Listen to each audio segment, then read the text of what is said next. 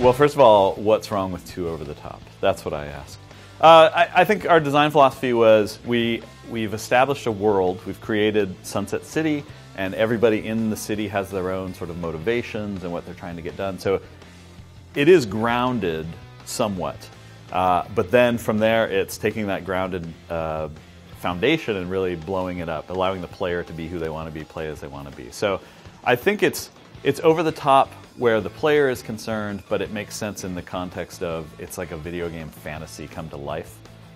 So combination of grounding it with some real world mythology allowed us to go crazy, and so everybody should just play it is ultimately what I'm having to say. Yeah.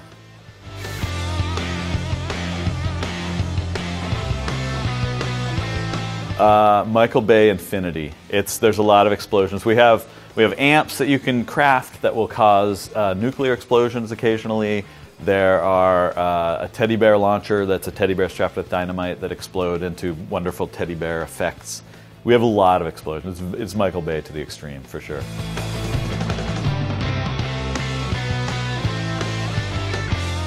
Well, if you're playing a game for over a month, I'm pretty proud to have made that game.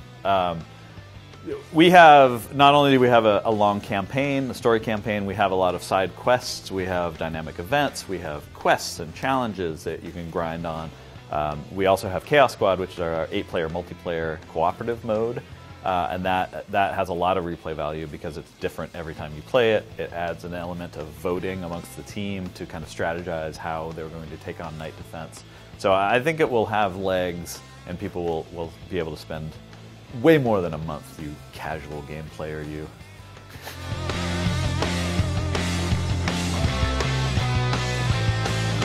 In terms of motivation and inspiration, it came from everywhere. This is a game where Drew Murray is the game director and I'm the creative director. We honestly just went with what do we like and let's throw it in the game, and I think everybody on the team kind of had that philosophy. Jet Set Radio, Crazy Taxi, those Sega games from the late 90s, like, they're just super inviting and fun, and you can jump in and jump out. And I think there's definitely influence in that feeling of this is a game, let's be a game, let's embrace that. So definitely some inspiration coming from that, along with thousands of other things and games.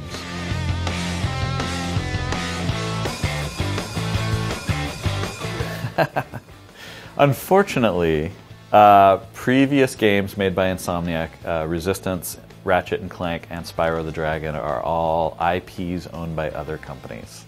So you will not be seeing Easter eggs for those because we like to not be sued.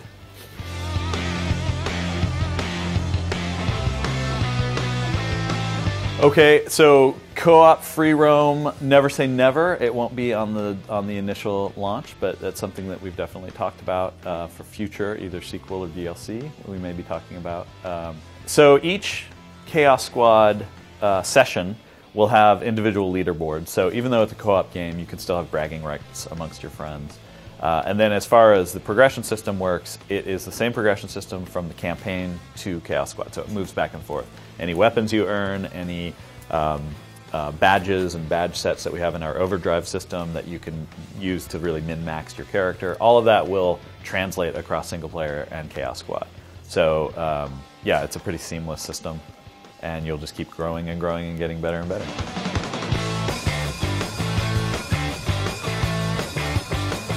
Why would you want less action on screen? That's insanity.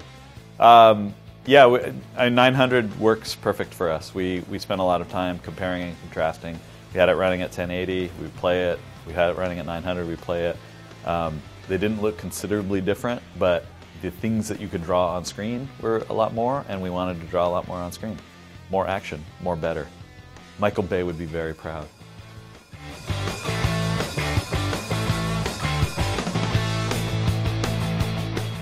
We have a few boss battles. I wouldn't say you're fighting bosses every 5 minutes, but it's more than just at the end. We have a few. We've shown fighting Fizzy, the mascot from Fizco. He's a boss. There's a few more bosses that I don't think we've shown that we probably shouldn't talk about here because I'll be in trouble.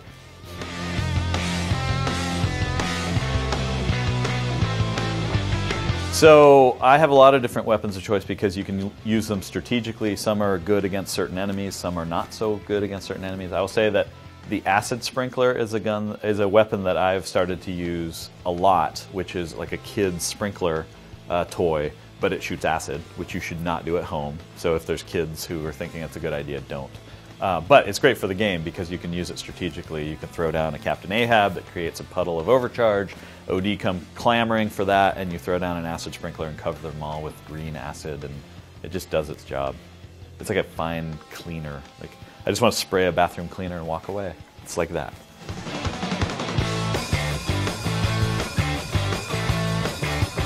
How big? The city is quite big. So we have a traversal system. You can jump and bounce and grind and do all that. And so everywhere you go, you have to be able to do that. And we have a lot of verticality. So not only is it a pretty expansive world, but it has a lot of verticality in it. So it's hard to compare and contrast against different games.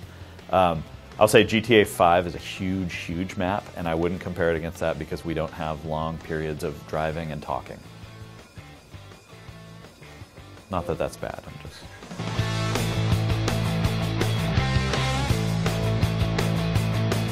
The customization, so we had a lot of back and forth with customization because some games, some RPGs, Saints Row I would argue, go super deep, but we don't want people having to use 6 or 8 sliders to figure out the shape of their ear. So we simplified it quite a bit, and we kind of go with the big pieces, you know, from shoes to pants, shirts, hats, heads. You can kind of make a lot with that, but we didn't go so crazy that you're going to have to spend an hour and a half to try to create what you want.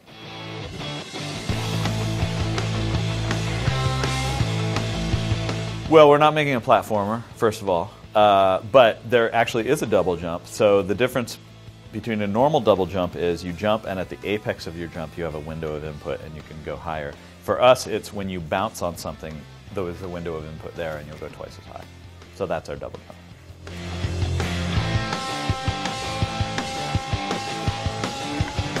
That's an extremely broad question. What sets us apart is teddy bears strapped with dynamite,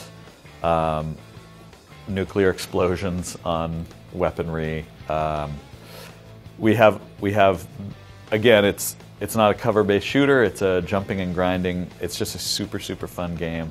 I play it every day of my life as a living, and I still will find myself just playing it for, like, I'll get lost for 10, 20 minutes, and people will have to tap me on the shoulder and say, "Get out of here, you gotta go home." It's super fun.